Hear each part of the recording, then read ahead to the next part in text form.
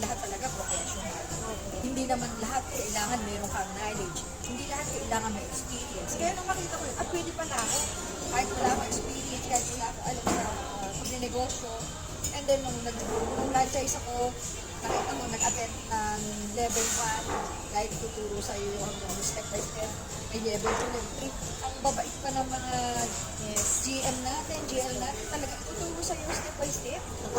Hindi ka talaga malileft behind. Kaya nagkaroon ako ng lakas na loob. And ngayon, tuloy-tuloy ko itong ginagawa hanggang sa ngayon kumikita na rin po ako. And ang aking total income is, Magkano pong yung total income?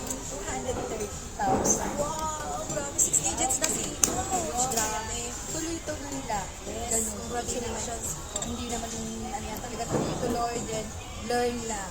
Learn and while you earn. Yes, correct. Yan. Ang Kaya, galing. kaya kung iisip ka pa rin kung anong negosyo ang pwede mo ipisahan na hindi mo kailangan ng knowledge or ng experience, try mo dito.